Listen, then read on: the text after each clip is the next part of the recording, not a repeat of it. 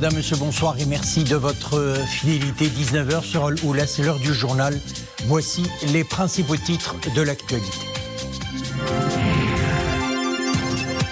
Un crime odieux, barbare, inqualifiable. Un garçon de 11 ans enlevé, séquestré, violé et assassiné. Cela s'est passé à Tanger. Le présumé assassin âgé de 24 ans a été interpellé par des éléments du service préfectoral de la police judiciaire de Tanger. Plus de 17 000 cas actifs, un chiffre qui fait peur aux urgentistes des services de réanimation des différents hôpitaux du Royaume. Ils craignent la saturation qui pointerait à l'horizon. Le cas à l'hôpital Prince Moulay Abdallah Saleh où les soins intensifs sont déjà sous pression.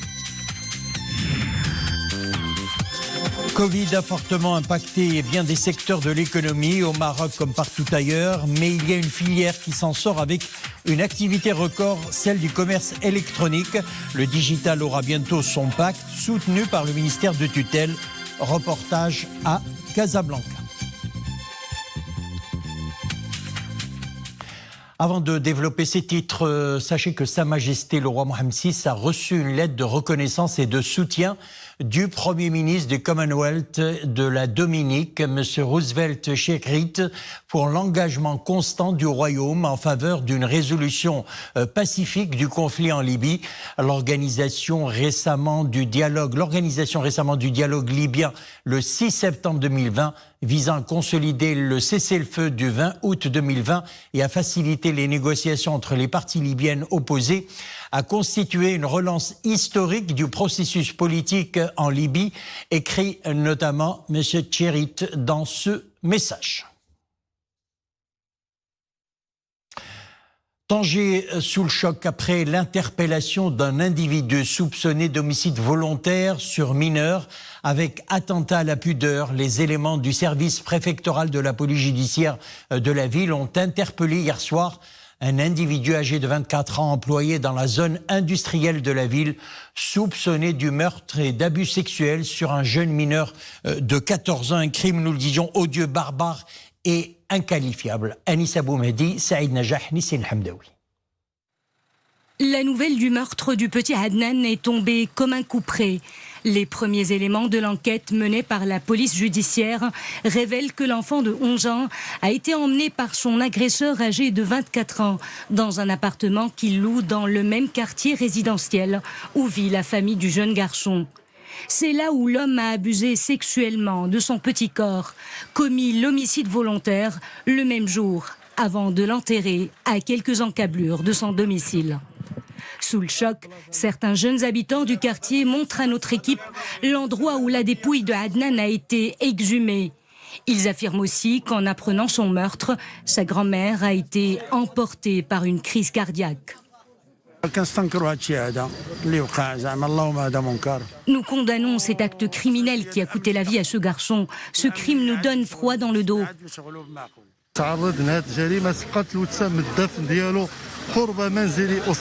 L'enfant a été tué et enterré à proximité du domicile de sa famille. Depuis lundi, ses parents n'ont eu de cesse de lancer un avis de recherche. Leur vœu le plus cher était de le retrouver sain et sauf. Mais malheureusement, ce crime qui a provoqué l'émoi des habitants de Tanger suscite des interrogations quant aux droits des enfants. Je voudrais adresser ce message à l'ensemble de la société. Gardez un œil bien ouvert sur vos enfants, car il existe partout des créatures sauvages. Depuis lundi dernier, sur les réseaux sociaux, des appels avaient été lancés pour retrouver le petit Adnan. Avec à l'appui des photos de l'enfant disparu, mais aussi d'autres clichés relayés sur la toile montrant le coupable en compagnie du jeune garçon. Le mis en cause a essayé de brouiller les pistes en envoyant un SMS au père du défunt, lui réclamant une rançon contre la libération du mineur. Nous avons également placé en garde à vue 3 individus colocataires du présumé assassin qui auraient reconnu le mis en cause dans les vidéos et photos diffusées sur les réseaux sociaux sans pour autant le dénoncer. Cet après-midi, les habitants des quartiers avoisinant celui où habite le petit Adnan sont descendus dans la rue pour exprimer leur colère suite à cet acte criminel. Même les amis de Adnan ont répondu présents. J'observe ce qui se passe et je ressens une grande peur. حسيت بالخوف علاش زعما هذا الراجل تعدى على عدنان هو ظريف. Pourquoi cet homme s'en est pris à Adnan? Adnan était un gentil garçon. Comment a-t-il pu faire ça? حسيت بالقهرة. هذه الظاهرة هذه ديال اختطاف الأطفال دائما كنا كنقولوا. Au sujet du phénomène de kidnapping d'enfants, nous avons demandé constamment l'activation d'un mécanisme d'alerte d'enlèvement qui devrait être émis par le procureur du roi pour que les médias puissent diffuser en boucle l'avis de recherche des enfants disparus, photos à l'appui, afin de mobiliser la société civile et finir par retrouver tout disparu. Le mis en cause, un employé dans la zone industrielle de Tanger, a été placé en garde à vue à la disposition de l'enquête judiciaire menée sous la supervision du parquet compétent pour élucider les tenants et aboutissants de cet acte criminel.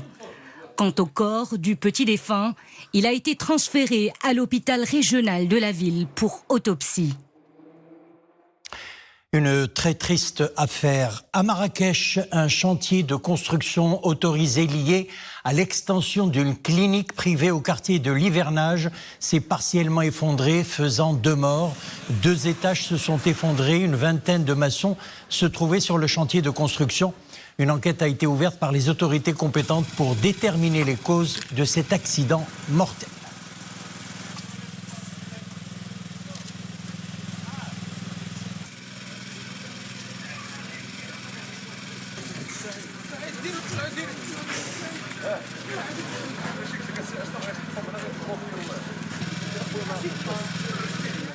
À présent, les principaux indicateurs de l'évolution de l'épidémie au Maroc. 29 nouveaux décès enregistrés ces dernières 24 heures. Les nouvelles infections s'élèvent quant à elles à 2238 contre 1673 guérisons recensées, soit un taux de 78%. Autre indicateur très révélateur de la situation épidémique sous nos cieux, celui des cas graves ou critiques qui s'élèvent à 252 cas pris en charge dans les différentes unités de réanimation et de soins intensifs, dont 51 sous intubation. Pour ce qui est des cas actifs, ils sont au nombre de 17 015 patients avec une prévalence de l'ordre de 46,9% pour 100 000 habitants, soit une prévalence qui évolue dangereusement vers le seuil d'alerte. Et puis à Salé, région, la montée en flèche des cas de contamination risque dans les jours à venir de peser lourdement sur le système local de santé. Les services des soins intensifs et de réanimation risquent de connaître une forte pression. L'hôpital Prince Moulay Abdallah de la ville est sur ses gardes face à cette situation. Mounia Marouche, Amin Sharqawi. Un décès hier dans ce centre hospitalier préfectoral de Salé. L'hôpital doté de 31 lits de réanimation. 7 de ces lits sont aujourd'hui occupés par des patients en grande détresse respiratoire. Une situation pour le moment maîtrisable, mais qui risque de se détériorer dans les jours à venir en raison de la forte pression que connaît le service des soins intensifs de cette structure hospitalière. Aujourd'hui, c'est vrai, malgré ce qu'on a mobilisé depuis le début de l'épidémie, malgré ce qu'on a mobilisé en termes de capacité laitière, on commence à sentir quand même qu'on est parfois saturé, vu que la deuxième phase de l'épidémie a connu une augmentation en termes de nombre. Et on a le sentiment quand même que la deuxième phase elle est plus compliquée. On remarque qu'il y a des patients plus compliqués, d'autant plus que nous avons des difficultés au niveau de la prise en charge, au niveau de la réanimation. L'hôpital Moulay Abdallah de Salé relève chaque jour un nouveau défi. Il accueille des patients Covid de toute la région. Actuellement, 81 patients Covid y sont pris en charge selon un protocole de soins bien précis. L'hôpital Moulay Abdallah il est considéré aujourd'hui comme un hôpital à vocation régionale. Donc, il participe à la gestion des cas Covid de toute la région. Donc, on a préconisé un potentiel en termes de capacité laitière de 90 lits pour les Covid positifs, un potentiel de 45 lits flexibles pour les cas suspects. ainsi qu'un potentiel intéressant en termes de réanimation de 31 lits. À Salé et région, l'apparition la semaine dernière de nouveaux clusters risque dans les prochains jours de peser lourdement sur le système local de santé. Plus de cas actifs signifie plus de pression sur les soins intensifs qui, eux, alimentent le service de réanimation. Au plan national, les cas actifs frôlent les 17 000 avec une prévalence de l'ordre de près de 46 sur 100 000 habitants, à 4 points seulement du seuil d'alerte. La ville de Salé enregistre donc chaque jour des dizaines de nouveaux cas confirmés de Covid-19 en raison des clusters identifiés au niveau de la zone industrielle, ce qui a poussé les autorités de la ville à décider la fermeture de la majorité des unités industrielles, le maintien de la fermeture des plages, la fermeture des jardins publics, celle également au niveau des quartiers qui ont enregistré un grand nombre de cas Covid-19, des établissements scolaires, des hammams, fermeture des salles de sport et de jeux, des salons de coiffure et des cafés. Les autorités ont également décidé la fermeture dans toute la ville des marchés à 15h et des commerces, cafés et restaurants à 21h. Et nous apprenons également aujourd'hui que les autorités locales de Kénitra ont décidé d'imposer le reconfinement pour une semaine à partir de demain des villes de Kénitra et de Média. Toutes les activités commerciales seront suspendues dès 18h chaque jour, à l'exception des pharmacies, et les déplacements à l'intérieur de la ville seront interdits à partir également de 18h. Une série de mesures préventives pour freiner la propagation du Covid-19 a été prise au niveau de la ville d'Agadir. Les autorités ont décidé la fermeture de l'ensemble des plages d'Agadir, décision qui est entrée en vigueur aujourd'hui même. Les cafés, commerces de proximité et grandes surfaces doivent aussi fermer dans moins de 3 heures et les restaurants dans moins de 4 heures. Et les jardins publics sont interdits au public. Le comité chargé du suivi de l'évolution de la situation épidémiologique a décidé également de fermer le complexe commercial Souq al-Ahad pour une durée de 2 semaines. À partir de mardi prochain, 15 septembre, des comités spécialisés au niveau local ont été chargés de promouvoir le volet lié à la sensibilisation, désinfection et stérilisation, port obligatoire des masques de protection et la distanciation physique. À présent, les dernières évolutions de la pandémie de Covid-19 dans le monde. Le Brésil a franchi le seuil des 130 000 morts avec une baisse encourageante de la moyenne des décès. 874 décès lors des dernières 24 heures. Les États-Unis sont le pays le plus touché avec près de 192 000 décès. L'Inde, plus de 75 000, le Mexique, près de 70 000 et le Royaume-Uni, plus de 41 000. En Espagne, plus de 12 000 nouveaux cas ont été recensés, chiffre qui constitue un record dans ce pays depuis le début de la pandémie. L'évolution de la situation épidémiologique du coronavirus en France fait apparaître une dégradation manifeste. À travers le pays, 42 départements sont désormais classés zone rouge. Voilà pour le coronavirus. Le service d'orthopédie de l'hôpital militaire marocain à Beyrouth, déployé sur haute instruction de Sa Majesté le roi Mohammed VI, connaît une grande affluence des patients, notamment des sinistrés de l'explosion qui a secoué le port de la capitale libanaise. Au quotidien, ce sont entre 100 et 140 personnes qui affluent pour bénéficier des prestations du service orthopédique dont le staff a réalisé depuis la mise en service de l'hôpital le 10 août dernier plus de 72 interventions chirurgicales pointues, soit une moyenne hebdomadaire de 18 à 20 opérations. L'École française des affaires a changé de nom et devient désormais l'École supérieure des affaires de Casablanca suite à la refonte de son offre pédagogique en double diplomation. C'est ce qu'a expliqué le président de la Chambre française de commerce et d'industrie au Maroc à l'occasion du lancement de l'École supérieure des affaires de Casablanca au campus de formation justement de la Chambre française de commerce et d'industrie au Maroc. Je vous propose de l'écouter, il est au micro de Fatna Tabout. L'École française des affaires devient l'École supérieure des affaires et au-delà d'un simple changement de nom, c'est une véritable transformation qui a lieu. D'abord, aujourd'hui, nous pouvons annoncer que, alors que nous avions un diplôme solide, fort, un diplôme délivré par l'État français, nous avons désormais, cette année, un diplôme qui sera également reconnu par l'administration et le ministère de l'Éducation nationale marocain. Cette double diplomation est un élément extrêmement fort, extrêmement puissant pour nos étudiants qui désormais voient leur choix de formation parfaitement ancré sur le territoire marocain. Mais la transformation, elle va bien au-delà de ça. Nous avons eu à dessein d'ancrer également cette formation, l'École supérieure des affaires, dans le monde de l'entreprise. Alors nous bénéficions pour cela de la chance d'avoir un réseau à la Chambre française de commerce de 5000 adhérents. C'est des entreprises qui ont des besoins en matière de compétences, en matière de formation et qui donnent de la visibilité sur des perspectives en matière d'emploi.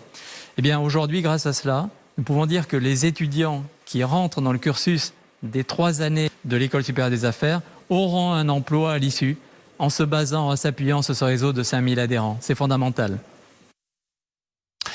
Les gardes-côtes de la Marine royale en patrouille en Méditerranée ont intercepté cette semaine plusieurs embarcations de fortune, des kayaks et des jet skis, avec à leur bord au total 168 candidats à l'immigration irrégulière. C'est ce qu'on apprend de sources militaires. Ces candidats, tous des subsahariens, ont été acheminés sains et saufs vers les différents ports du nord du royaume et remis aux autorités locales après avoir reçu les soins nécessaires à bord des unités de la Marine royale. Un mot d'économie à présent. La situation des changes et ressources du Trésor dégage un déficit budgétaire de 43,5 milliards de dirhams à fin août dernier contre 33,8 milliards de dirhams au cours de la même période un an auparavant, selon la Trésorerie générale du Royaume. Quelle stratégie pour le secteur digital au Maroc? Une rencontre avec les acteurs de l'écosystème digital marocain pour recueillir leurs propositions s'est tenue avec le ministre de l'Industrie, du Commerce et de l'Économie verte et numérique. Positionner le Maroc en tant que hub digital régional et continental, c'est la stratégie d'accélération du développement du digital élaborée par le ministère. Leïla Asli, Mustafa Ouda, Oumeyman Ramli. Un simple clic et la commande vous sera livrée. Plus besoin de vous déplacer, le produit viendra à vous. Ces atouts font les yeux doux aux consommateurs. Depuis le début de la crise sanitaire, le e-commerce fait recette. Pour les commerçants, le digital, c'est le nouvel Eldorado. Depuis le début du confinement, je peux vous dire qu'on a presque doublé le nombre de livreurs qu'on avait versus auparavant. Notre société aussi a développé depuis le début du confinement ce qu'on appelle le paiement sans contact, c'est-à-dire qu'il n'y a aucun contact entre le livreur et le client final pour respecter cette distanciation sociale. C'est un des leviers qui permet de maintenir une économie et une proximité avec les consommateurs tout en restant le plus safe possible, en appliquant les mesures de la safety, de la distanciation. Le e-commerce a le vent en poupe depuis le début de la crise sanitaire du Covid-19. Pour le ministère de tutelle, le secteur est prometteur et pour recueillir les propositions des acteurs de l'écosystème digital marocain, une réunion a été tenue en vue de dessiner les contours de la stratégie Pacte Maroc Digital.